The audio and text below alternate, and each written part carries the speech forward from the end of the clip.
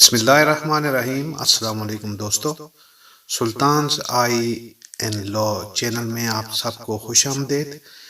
آگے چلنے سے پہلے نئے آنے والے دوستوں سے گزارش ہے کہ اگر آپ نے چینل سبسکرائب نہیں کیا تو سبسکرائب کر لیں تاکہ اللہ کی باتیں آپ تک پہنچائی جا سکیں۔ آج شروع کرتے ہیں ہم صحابہ اکرام رضی اللہ تعالیٰ عنہ کی زندگیاں، ان کے جو ایثار اور قربانی تھی دین کے لیے، اس کا ذکر کریں گے۔ تو سب سے پہلے جو آج کا عنوان ہے وہ دین کی خاطر سختیوں کا برداشت کرنا اور تکالیف و مشقت کا جھیلنا۔ حضور اقدس صلی اللہ علیہ وسلم اور صحابہ کرام رضی اللہ تعالیٰ عنہم اجمعین نے دین کے پھیلانے میں جس قدر تکلیفیں اور مشقتیں برداشت کی ہیں، ان کا برداشت کرنا تو درکنار، اس کا ارادہ کرنا بھی ہم جیسے نالائقوں سے دشوار ہے۔ تاریخ کی کتابیں ان واقعات سے بری ہوئی ہیں، مگر ان پر عمل کرنا تو علیحدہ رہا، ہم ان کے معلوم کرنے کی بھی تکلیف نہیں کرتے۔ اس باب میں چند قصوں کو نمونہ کے طور پر ذکر کرنا ہے۔ ان میں سب سے پہلے خود حضور اکرم صلی اللہ علیہ وسلم کے ایک قصہ سے ابتدا کرتا ہوں کہ حضور صلی اللہ علیہ وسلم کا ذکر برکت کا ذریعہ ہے۔ حضور اکرم صلی اللہ علیہ وسلم کے طائف کا سفر کا قصہ ہے۔ نبوت مل جانے کے بعد 9 برس تک نبی اکرم صلی اللہ علیہ وسلم مکہ مکرمہ میں تبلیغ فرماتے رہے اور قوم کی ہدایت اور اصلاح کی کوشش فرماتے رہے، لیکن تھوڑی سی جماعت کے سوا جو مسلمان ہو گئی تھی، اور تھوڑے سے ایسے لوگوں کے علاوہ جو باوجود مسلمان نہ ہونے کے آپ کی مدد کرتے تھے، اکثر کفار مکہ آپ صلی اللہ علیہ وسلم کو اور آپ کے صحابہ کو ہر طرح کی تکلیفیں پہنچاتے تھے، مذاق اڑاتے تھے اور جو ہو سکتا تھا اس سے درگزر نہ کرتے۔ حضور صلی اللہ علیہ وسلم کے چچا ابو طالب بھی انہی نیک دل لوگوں میں تھے جو باوجود مسلمان نہ ہونے کے حضور صلی اللہ علیہ وسلم کی ہر قسم کی مدد فرماتے تھے۔ 10ویں سال میں جب ابو طالب کا بھی انتقال ہو گیا، انا للہ و انا الیہ راجعون، تو کافروں کو اور بھی ہر طرح کھلے مہار اسلام سے روکنے اور مسلمانوں کو تکلیف پہنچانے کا موقع ملا۔ حضور اقدس صلی اللہ علیہ وسلم اس خیال سے طائف تشریف لے گئے کہ وہاں قبیلہ ثقیف کی بڑی جماعت ہے، اگر وہ قبیلہ مسلمان ہو جائے تو مسلمانوں کو ان تکلیفوں سے نجات ملے اور دین کے پھیلنے کی بنیاد پڑ جائے۔ وہاں پہنچ کر قبیلہ کے 3 سرداروں سے جو بڑے درجے کے سمجھے جاتے تھے گفتگو فرمائی اور اللہ کے دین کی طرف بلایا اور اللہ کے رسول کی یعنی اپنی مدد کی طرف متوجہ کیا، مگر ان لوگوں نے بجائے اس کے کہ دین کی بات کو قبول کرتے یا کم سے کم عرب کی مشہور مہمان نوازی کے لحاظ سے ایک نو وارد مہمان کی خاطر مدارت کرتے، صاف جواب دے دیا اور نہایت بے رخی اور بد اخلاقی سے پیش آئے۔ ان لوگوں نے یہ بھی گوارا نہ کیا کہ آپ صلی اللہ علیہ وسلم یہاں قیام فرما لیں۔ جن لوگوں کو سردار سمجھ کر بات کی تھی وہ شریف ہوں گے اور مہذب گفتگو کریں گے۔ ان میں سے ایک شخص بولا کہ اوہو، آپ ہی کو اللہ نے نبی بنا کر بھیجا ہے۔ دوسرا بولا کہ اللہ کو تمہارے سوا کوئی اور ملتا ہی نہیں تھا نعوذ باللہ جس کو رسول بنا کر بھیجتے۔ تیسرے نے کہا میں تجھ سے بات نہیں کرنا چاہتا، اس لیے کہ اگر تو واقعی نبی ہے جیسا کہ دعویٰ ہے تو تیری بات سے انکار کر دینا مصیبت سے خالی نہیں، اور اگر جھوٹ ہے تو میں ایسے شخص سے بات نہیں کرنا چاہتا۔ اس کے بعد ان لوگوں سے نا امید ہو کر حضور اکرم صلی اللہ علیہ وسلم نے اور لوگوں سے بات کرنے کا ارادہ فرمایا کہ آپ صلی اللہ علیہ وسلم تو ہمت اور استقلال کے پہاڑ تھے، مگر کسی نے بھی قبول نہ کیا، بلکہ بجائے قبول کرنے کے حضور صلی اللہ علیہ وسلم سے کہا ہمارے شہر سے فوراً نکل جائے اور جہاں آپ کی چاہت کی جگہ ہو وہاں چلے جائیں۔ حضور اکرم صلی اللہ علیہ وسلم جب ان سے بالکل مایوس ہو کر واپس ہونے لگے تو ان لوگوں نے شہر کے لڑکوں کو پیچھے لگا دیا کہ آپ صلی اللہ علیہ وسلم کا مذاق اڑائیں، تالیاں پیٹیں، پتھر ماریں، حتیٰ کہ آپ کے دونوں جوتے خون جاری ہونے سے رنگین ہو گئے۔ حضور اقدس صلی اللہ علیہ وسلم اسی حالت میں واپس ہوئے۔ جب راستہ میں ایک جگہ ان شریروں سے اطمینان ہوا تو حضور صلی اللہ علیہ وسلم نے یہ دعا مانگی جس کا ترجمہ یہ ہے، اے اللہ تجھے سے شکایت کرتا ہوں میں اپنی کمزوری اور بے کسی کی، اور لوگوں میں ذلت اور رسوائی کی۔ اے ارحم الراحمین، تو ہی تو ضعفاء کا رب ہے، تو ہی تو میرا پروردگار ہے۔ تو مجھے کسی کے حوالے کرتا ہے، کسی اجنبی بیگانہ کے جو مجھے دیکھ کر ترش روح ہوتا ہے اور منہ چڑھاتا ہے، یا کسی دشمن کے جس کو تو نے مجھ پر قابو دے دیا۔ اے اللہ، اگر تو مجھ سے ناراض نہیں ہے تو مجھے کسی کی بھی پرواہ نہیں ہے، تیری حفاظت مجھے کافی ہے۔ میں تیرے چہرہ کے اس نور کے طفیل جس سے تمام اندھیریاں روشن ہو گئیں اور جس سے دنیا اور آخرت کے سارے کام درست ہو جاتے ہیں، اس بات سے پناہ مانگتا ہوں کہ مجھ پر تیرا غصہ ہو یا مجھ سے ناراض ہو۔ تیری ناراضگی کا اس وقت تک دور کرنا ضروری ہے جب تک تو راضی نہ ہو۔ نہ تیرے سوا کوئی اور طاقت ہے، نہ قوت۔ سبحان اللہ۔ مالک الملک کی شان قہاری کو اسی پر جوش آنا ہی تھا کہ حضرت جبرائیل علیہ السلام نے آ کر سلام کیا اور عرض کیا، اللہ تعالیٰ نے آپ کی قوم کی وہ گفتگو جو آپ سے ہوئی سنی اور ان کے جوابات سنے، اور ایک فرشتہ کو جس کے متعلق پہاڑوں کی خدمت ہے آپ کے پاس بھیجا ہے، آپ جو چاہیں اس کو حکم دیں۔ اس کے بعد اس فرشتہ نے سلام کیا اور عرض کیا، جو ارشاد ہو میں اس کی تعمیل کروں، اور اگر ارشاد ہو تو دونوں جانب کے پہاڑوں کو ملا دوں جس سے یہ سب درمیان میں کچل جائیں، اور جو سزا آپ تجویز فرمائیں۔ حضور صلی اللہ علیہ وسلم کی رحیم و کریم ذات نے جواب دیا کہ میں اللہ سے اس کی امید رکھتا ہوں کہ اگر یہ مسلمان نہیں ہوئے تو ان کی اولاد میں سے ایسے لوگ پیدا ہوں جو اللہ کی پرستش کریں اور اس کی عبادت کریں۔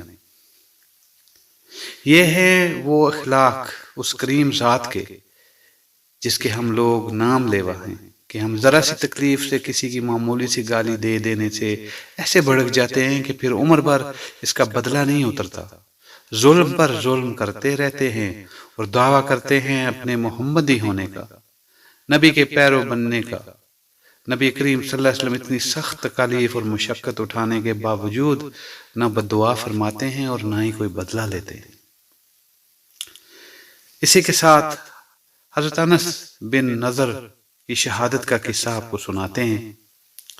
حضرت انس بن نضر ایک صحابی تھے جو بدر کی لڑائی میں شریک نہیں ہو سکے تھے۔ ان کو اس چیز کا صدمہ تھا، اس پر اپنے نفس کو ملامت کرتے تھے کہ اسلام کی پہلی عظیم الشان لڑائی میں اور تو اس میں شریک نہ ہو سکا۔ ان کی تمنا تھی کہ کوئی دوسری لڑائی ہو تو حوصلے پورے کروں۔ اتفاق سے احد کی لڑائی پیش آ گئی جس میں یہ بڑی بہادری اور دلیری سے شریک ہوئے۔ احد کی لڑائی میں اول تو مسلمانوں کو فتح ہوئی، مگر آخر میں ایک غلطی کی وجہ سے مسلمانوں کو شکست ہوئی۔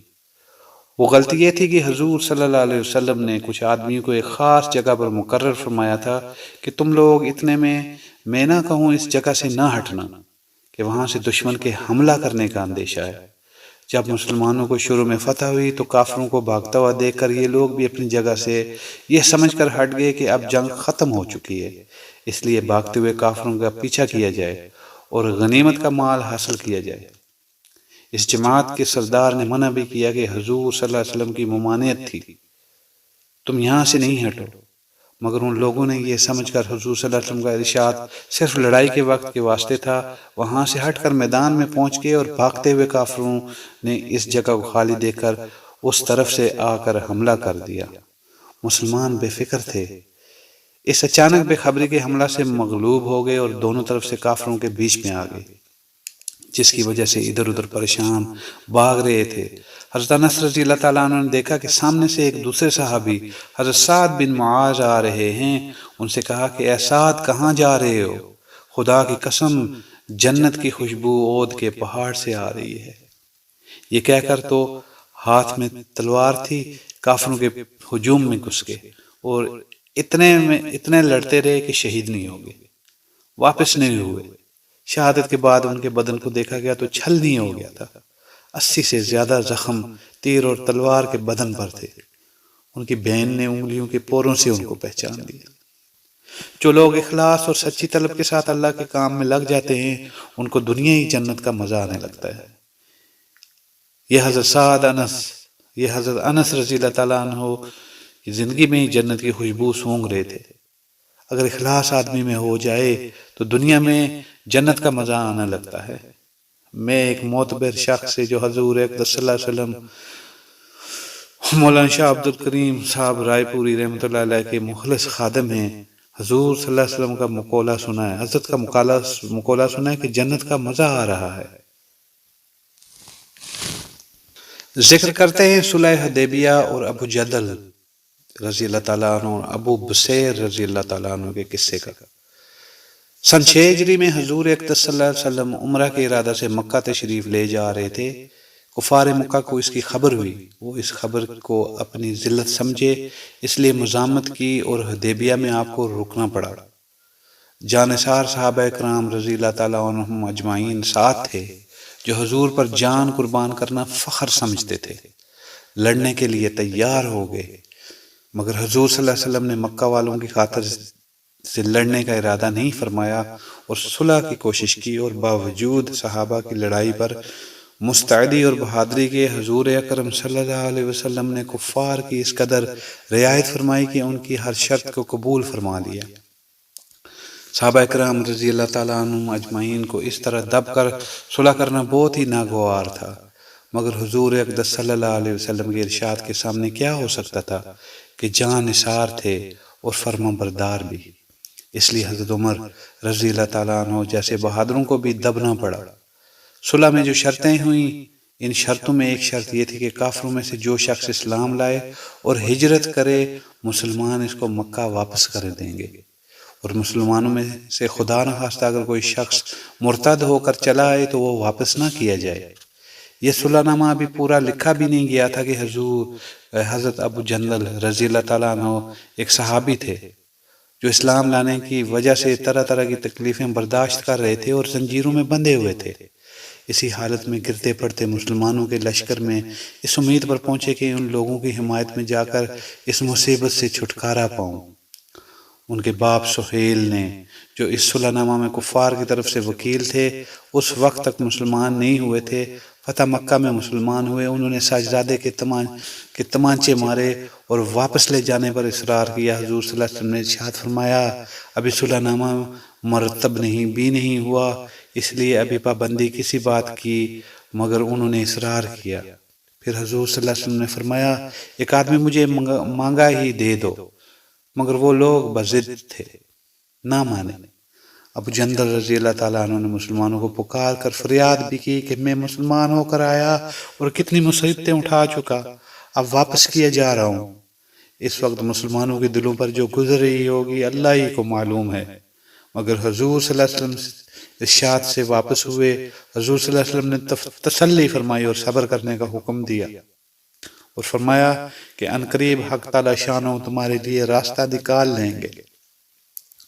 صلح نامہ کے مکمل ہو جانے کے بعد ایک دوسری صحابی ابو بصیر رضی اللہ تعالیٰ عنہ بھی مسلمان ہو کر مدینہ منورہ پہنچے۔ کفار نے ان کو واپس بلانے کے لیے 2 آدمی بھیجے۔ حضور اقدس صلی اللہ علیہ وسلم نے حسب وعدہ واپس فرما دیے۔ ابو بصیر رضی اللہ تعالیٰ نے عرض بھی کیا کہ یا رسول اللہ، میں مسلمان ہو کر آیا، آپ مجھے کفار کے پنجہ میں پھر بھیجتے ہیں۔ آپ نے ان سے بھی صبر کرنے کا ارشاد فرمایا اور فرمایا کہ انشاءاللہ عنقریب اللہ تمہارے واسطے راستہ کھولے گا۔ یہ صحابی ان دونوں کافروں کے ساتھ واپس ہوئے۔ راستہ میں ان میں سے ایک سے کہنے لگے کہ یار، تیری تلوار تو بڑی نفیس معلوم ہوتی ہے۔ شیخی باز آدمی ذرا سی بات میں پھول جاتا ہے۔ وہ نیام سے تلوار نکال کر کہنے لگا، ہاں میں نے بہت سے لوگوں پر اس کا تجربہ کیا ہے۔ یہ کہہ کر تلوار ان کے حوالہ کر دی، انہوں نے اسی پر اس کا تجربہ کیا۔ دوسرا ساتھی یہ دیکھ کر ایک کو تو نمٹا دیا، اب میرا نمبر ہے، بھاگا ہوا مدینہ آیا اور حضور اکرم صلی اللہ علیہ وسلم کی خدمت میں حاضر ہو کر عرض کیا کہ میرا ساتھی مر چکا ہے، اب میرا نمبر ہے۔ اس کے بعد ابو بصیر رضی اللہ تعالیٰ عنہ پہنچے اور عرض کیا، یا رسول اللہ، آپ اپنا وعدہ پورا فرما چکے ہیں کہ مجھے واپس کر دیا، اور مجھ سے کوئی عہد ان لوگوں کا نہیں ہے، جس کی ذمہ داری ہو وہ مجھے میرے دین سے ہٹاتے ہیں، اس لیے میں نے یہ کیا۔ حضور صلی اللہ علیہ وسلم نے فرمایا کہ لڑائی بڑکانے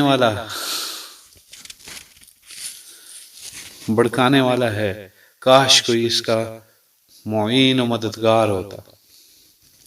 وہ اس کلام سے سمجھ گئے کہ اب بھی اگر کوئی میری طلب میں آئے گا تو میں واپس کر دیا جاؤں گا، اس لیے وہاں سے چل کر سمندر کے کنارے ایک جگہ آ پڑے۔ مکہ والوں کا اس قصہ کا معلوم ہوا حال تو ابو جندل رضی اللہ تعالیٰ عنہ بھی، جن کا قصہ پہلے گزرا، چھپ کر وہاں پہنچ گئے۔ اسی طرح جو شخص مسلمان ہوتا وہ ان کے ساتھ جا ملتا، چند روز میں ایک مختصر سی جماعت ہوگی۔ جنگل میں جہاں نہ کھانے کا کوئی انتظام، نہ وہاں باغات اور آبادیاں، اسی لیے ان لوگوں پر جو گزری ہوگی وہ تو اللہ ہی کو معلوم ہے۔ مگر جن ظالموں کے ظلم سے پریشان ہو کر یہ لوگ بھاگ گئے تھے، ان کا ناطقہ بند کر دیا۔ جو قافلہ ادھر کو جاتا اس سے مقابلہ کرتے اور لڑتے، حتیٰ کہ کفار مکہ نے پریشان ہو کر حضور صلی اللہ علیہ وسلم کی خدمت میں عاجزی اور منت کر کے اللہ کا اور رشتہ داری کا واسطہ دے کر آدمی بھیجا کہ اس بے سری جماعت کو آپ اپنے پاس بلا لیں کہ یہ معاہدہ میں تو داخل ہو جائیں اور ہمارے لیے آنے جانے کا رستہ کھلے۔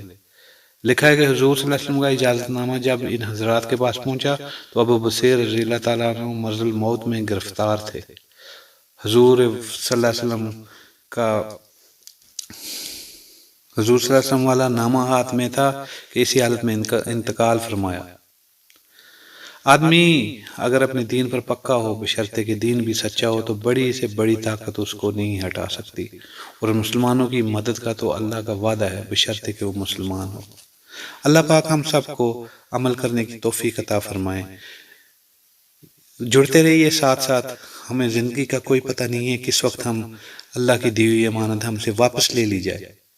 جڑتے رہیں، صحابہ کرام کے قصے سنتے رہیں، ہم کوشش کریں گے انشاءاللہ کہ نیک قصوں کے ساتھ جلد ہی حاضر ہوں۔ یہ قصے اپنی فیملی اور اپنے دوستوں کے ساتھ بھی شیئر کیجئے، اور اگر آپ نے چینل سبسکرائب نہیں کیا تو اس کو سبسکرائب کر لیں، اور ساتھ لگے بیل کے آئیکن کو بھی دبا دیں تاکہ سارے واقعات اور احادیث جو ہم اپلوڈ کرتے رہیں وہ آپ کو ہم وقت ملتی رہیں۔ اللہ پاک ہم سب کا حامی و ناصر ہو۔ السلام علیکم۔